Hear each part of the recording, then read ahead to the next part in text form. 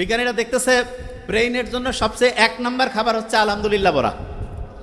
আলহামদুলিল্লাহ বলি কি কারণে?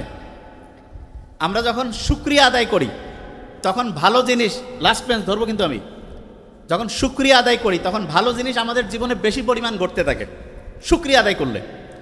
যেই লোকটা অসুস্থ হয়, মাথা ঠিকভাবে কাজ করে না, মন মেজাজ খারাপ, এদের বেশিরভাগ জনের সাথে কথা বলবেন, দেখবেন যে জীবন সম্বন্ধে কোনো রকমের আলহামদুলিল্লাহ নাই, খালি অভিযোগ, খালি মেজাজ গরম। একজন আরেকজনের সম্বন্ধে শুধু হচ্ছে সমালোচনা। খেয়াল করছেন কি? বাসা থেকে শুরু করে সব জায়গায় মিলান। যেই লোকটা সবচাইতে বেশি মেজাজ গরম, অন্যের উপরে রাগ হয়, অন্যের সাথে হচ্ছে খারাপ আচরণ করে, দেখবেন সেই লোকটা নিজেও কিন্তু শান্তিতে নাই। কারণ আল্লাহ নিজে বলছে তুমি যদি শুকরিয়া আদায় করো আমি বাড়াই দিব, আল্লাহ নিজে বলছে। এবং বিজ্ঞানীরা এখন দেখতেছে যে যত বেশি শুকরিয়া আদায় করে তার ওই পজিটিভ জিনিসগুলো তত বেশি পরিমাণ হয়। আমরা এখানে যারা যারা আছি প্রত্যেকেই একটা কথা এখন উচ্চারণ করব, আমাদের প্রত্যেকের অসাধারণ অসম্ভব ভালো একটা ব্রেইন আল্লাহ দিয়েছে। বলি আলহামদুলিল্লাহ, এটা বলি প্রত্যেকের অসাধারণ অসম্ভব শক্তিশালী একটা ব্রেইন আল্লাহ দিয়েছেন। আচ্ছা, মাথার মধ্যে যে ব্রেইনটা আছে এইটার ওজন প্রায় 1.5 কেজি। কত? 1.5 কেজি ধরবো। আচ্ছা, 1.5 কেজি ওজনের একটা ব্রেইন এই খুলির মধ্যে আছে, টের কি পাওয়া যায়?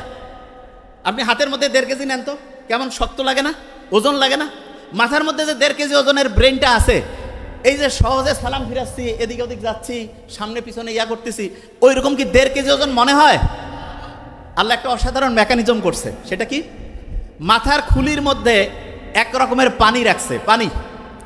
পানি রাখার কারণে আমরা যখন নদীতে সাঁতার কাটি তখন আমাদের শরীরটা হালকা হয়ে যায়। এটা আর্কিমিডিস বলে একজন বিজ্ঞানী আবিষ্কার করছে। এবং আমাদের ব্রেইনটা আমাদের এই খুলির মধ্যে ওইরকম সাঁতার কাটতেছে। এবং সাঁতার কাটার কারণে যেই ব্রেইনের ওজন প্রায় 1,500 গ্রাম, সেইটা কমে মাত্র 50 গ্রাম হয়েছে। কত গ্রাম? 50 গ্রাম। এটা কিন্তু একটা প্রশ্ন ধরবো। তাহলে 1,500 গ্রামের ব্রেইন পানির মধ্যে সাঁতার কাটার কারণে কয় গ্রাম হয়েছে? Very fine. কত গ্রাম? 50 গ্রাম। তার মানে আপনি যে মাথাটা এরকম করতেছেন, কত গ্রাম করতেছেন? 50 গ্রাম। আমরা যখন মায়ের গর্ভে ছিলাম না, এই যে লাস্ট বেঞ্চ, মায়ের গর্ভে যখন ছিলাম, মায়ের গর্ভেও কিন্তু আমরা এরকম সাঁতার কাটতাম। এবং আল্লাহ এত সায়েন্টিফিক, মায়ের গর্ভে যখন আমরা ছিলাম মাকে লাথি মারতাম, গুতা মারতাম, কিন্তু মা যে কষ্ট করতো, এই জন্য মায়ের আলাদা একটা মর্যাদা আল্লাহ দিয়েছেন। এবং মুহাম্মদ সাল্লাল্লাহু আলাইহি ওয়াসাল্লাম তো আমরা এটা জানি যে সম্মান করব কার? মায়ের, তারপরে কার? মায়ের, তারপরে কার? মায়ের, তারপরে কার? বাবার। তার মানেটা কি? তার মানে যে যত বেশি পরিশ্রম করবে, যে যত বেশি কষ্ট করবে, তার মর্যাদা আল্লাহ তত বাড়ায় দিবে। আমরা যারা মুসলমান সমাজের আছি, আমাদের সবচেয়ে শ্রেষ্ঠ একটা বৈশিষ্ট্য হইতে হবে চেষ্টা করা, পরিশ্রম করা। 1 নম্বর বৈশিষ্ট্য কি হবে? চেষ্টা করা, পরিশ্রম করা। পরিশ্রম আর চেষ্টা করার যে স্টাইলটা, সেইটা আল্লাহ আমাদের গোটাল ডেইলি রুটিনের মধ্যে অলরেডি দিয়ে দিয়েছেন। কীরকম? মুসলমান যারা 5 ওয়াক্ত নামাজ পড়ে না, 5 ওয়াক্ত ফজর যখন আমি নামাজ পড়ি, নামাজ পড়ার পরে আমরা অনেকে মূর্খ, তো নামাজ পড়ার পরে ইচ্ছা মতো ঘুমাই গেলাম, তার লাভটা কি হইল? আল্লাহ নামাজ পড়ার পরে আমাদেরকে পরিশ্রমে যাওয়ার জন্য সবচাইতে বেশি হচ্ছে উদ্বুদ্ধ করছে। নামাজ শেষ করো, তারপরে তোমার জীবিকা অন্বেষণে বের হয়ে যাও। জীবিকা অন্বেষণ মানেটা কি? স্টুডেন্ট যারা, সে কি টাকা ইনকাম করবে? নো, তার প্রধান কাজ কি? পড়াশোনা করা। তাইলে আমি ফজরের নামাজ যখন পড়লাম, তারপরে আমার প্রথম কাজ কি হবে? পড়াশোনা করা। কি করা? পড়াশোনা। পড়াশোনার ক্ষেত্রে সবচেয়ে ভালো বুদ্ধি যেটা, সেটা হচ্ছে আগে কোরআন পড়ে নিব। যেমন প্রফেসর মুখতার আহমেদ স্যার বলছেন, পড়ি লাভটা কি সেটাকে বুঝতে হবে। কোরআন শরীফ যখন আমি পড়বো, নিউ ইয়র্ক টাইমসের নাম শুনছি আমরা। নিউ ইয়র্ক টাইমস একটা খুব বড় রকমের হচ্ছে পত্রিকা।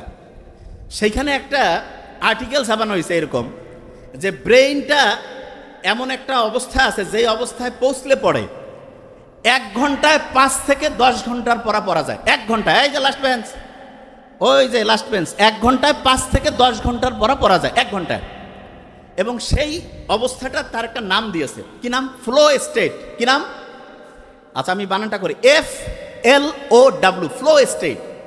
তা ওরা ফ্লো স্টেট তৈরির জন্য 5টা উপাদানের নাম বলছে। কয়টা উপাদান? 5টা উপাদান। এবং খুব মজার ব্যাপার, সেই 5টা উপাদান তৈরির জন্য যে আলাদা আলাদা 5টা কাজ আছে, সেই 5টা কাজের যে সামারি, সেই কাজটা আল্লাহ নামাজের মধ্যে কোরআন পড়লে সেই সিস্টেমটা চালু করে দিয়েছে। বুঝি নাই? একজনকে বললাম যে ভাই তুমি ABCDE 5টা ওষুধ খাবা আলাদা আলাদা, আর একজনকে বললাম যে ভাই তোমার 5টা ওষুধ আলাদা খাওয়ার লাগবে না, জাস্ট একটা ছোট্ট ট্যাবলেট আছে, সেইটার মধ্যে 5টার সব কানেকশন আছে, কোনটা বেশি দামি হইল? বুঝে নাই? একজন ডক্টরের কাছে গেছে 5টা আলাদা আলাদা ওষুধ দিছে, আরেকজনের কাছে গেছে বলছে তোমার এই 5টা খাওয়া লাগবে না, একটা খেলেই 5টার কাজ করবে। তাহলে কোনটা বেশি ভালো ডাক্তারই হইল? ওই একটা কাজ হচ্ছে নামাজ পড়া, কোরআন পড়া। কোন কাজ? বুঝি নাই, বিশ্বাস করি না তো আমরা। কারণ কি আমি জানি, বিশ্বাস আমরা করি না যে নামাজ পড়লে, কোরআন পড়লে যে ব্রেইনটা ফ্লো স্টেটে আসে, এটা আমরা বিশ্বাস করি না। কারণটাকে সেটা বলি। ব্রেইনের মধ্যে 2 রকমের নিউরন আছে। কয় রকমের? 2 রকম। আমার এটা ডান হাত না, এটা কি হাত? এরকম 2 রকমের নিউরন আছে। এক রকমের নিউরন আমি যদি ভালো চিন্তা করি সেটাতে সে হেল্প করবে, শুনতেছি। আরেক রকমের নিউরন আমি যদি খারাপ চিন্তা করি সেটাতে সে হেল্প করবে। তার মানে আমি যেরকম চিন্তা করব সে সেরকম করে কাজ করবে। তাহলে আমি যদি চিন্তা করি যে আমার ব্রেন অসাধারণ, তাহলে ভালো পক্ষের যে নিউরন সেটা হচ্ছে তোমাকে সফল করার জন্য সে পজিটিভলি কাজ করবে। আর আমি যদি চিন্তা করি না আমার ব্রেন ঠিকভাবে কাজ করে না, আমার মাথার মানে হচ্ছে শক্তি কমে গেছে, আমার খেয়াল থাকে না, তাহলে ওই নিউরন, যে নিউরনটা খেয়াল না রাখতে তোমাকে হেল্প করবে, সেইটা কাজ করবে। তাহলে আল্লাহ যে সবসময়, ইসলাম যে বলছে যে তুমি সবসময় ভালো চিন্তা করো, ভালো কথা বলো, ভালো উপদেশ দাও, এইটাতে আমাদের কি পজিটিভ ভালো কাজ করে, সেই নিউরনগুলো কাজ করে না খারাপ কাজ করে? সেটা কোনটা? ভালো কাজ। তাইলে আমি ভালো কথা বললে, অন্যের উপকার করলে, ভালো চিন্তা করলে আমার পজিটিভ নিউরনগুলো কাজ করবে না নেগেটিভগুলো? পজিটিভ। একজন যে অসাধারণ হয় তার কি নেগেটিভ নিউরন কাজ করে না পজিটিভ? পজিটিভ। আচ্ছা, এবার এই যে ঈদের সময় মানুষ লঞ্চে করে যায় না বাড়ি, ঈদের সময়? তা আগে তো ঈদের সময় দেখা যাইতো লঞ্চ এত বেশি জ্যাম প্যাক থাকতো যে মানুষজন হচ্ছে যে মানে জায়গায় পাইতো না। তা এক নাস্তিক, সে আল্লাহ তো মানে টানে না, সে পাশে কয়েকজন কি মুসলমান, তাদের সাথে গল্প করতেছে যে আল্লাহ কি বানাইছে। বলছে কেন? বলছে দেখো তো এই যে বড় বড় যে চায়না, জাপান, আমেরিকা, এরা যে বড় বড় এরকম জাহাজ, তারপরে হচ্ছে যে এরকম ফেরি, বড় বড় বিমান টিমান যে বানায়, এগুলো দেখা যায় যে ওই বিভিন্ন ফ্যাক্টরির মধ্যে তৈরি করে, আলাদা আলাদা পার্টস থাকে, তারপরে সেই পার্টসগুলো এসে এক জায়গায় জোড়া দিয়ে একটা জায়গায় সুন্দর করে চলতে থাকে। তা বলছে এটা তো করে। বলছে আল্লাহ যদি এরকম করতো যে আমাদের হাতগুলো আলাদা খুলে রাখা যাইতো, পাগুলো আলাদা খুলে রাখা যাইতো, শুধু মাথাটা আর একটু বুক পর্যন্ত, তাইলে সবাই অল্প জায়গার মধ্যে হইতো, আর ওগুলো সবাই ব্যাগের মধ্যে জোড়া করে রেখে বাড়িতে নামার পরে আরাম করে আবার লাগাই দিয়ে চলে যাইতো।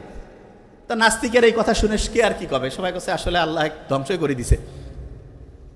ফজরের ওয়াক্তর সময় সেই নাস্তিক ঘুম থেকে উঠছে, উঠার পরে আশেপাশে যে আছে সবাইকে ডাকতেছে, ডাকার পরে বলতেছে ভাই আমাকে উজু করার সিস্টেম শিখাই দাও। বলছে কেন? কয় ভাই আমি যা করছি জীবনে বড় ভুল করছি, এখন আমাকে ঠিক হওয়া লাগবে। কেন, কি হয়েছে? বলছে গতকালকে আমি বললাম যে আল্লাহ যদি এরকম প্রত্যেকটা হাত পা আমার আলাদা আলাদা করে ছোট ছোট করে, ওই যে বড় গাড়ির যেমন স্ক্রু আলাদা করে খুলে খুলে ব্যাগের মধ্যে রাখা যায়, সেই সিস্টেম যদি আল্লাহ করতো, আর আমিও তো নিশ্চয়ই তাহলে ব্যাগের মধ্যে ওইটা রাখতাম। তা ব্যাগেরটা গতকাল যে ব্যাগের মধ্যে আমি আমার হচ্ছে টাকা পয়সা আর কাপড় চোপড় রাখছি, ওই ব্যাগ তো হারাই গেছে। যদি আমার ওই হাত পা ওই ব্যাগের মধ্যে রাখতাম তাহলে এটা তো নাই হয়ে যেত, আমি বাড়ি যাইতাম কেমন করে? বলছে আমি ভাই যা করছি ভুল করছি, নামাজ পড়বো, আল্লাহকে এখন থেকে ডাকবো।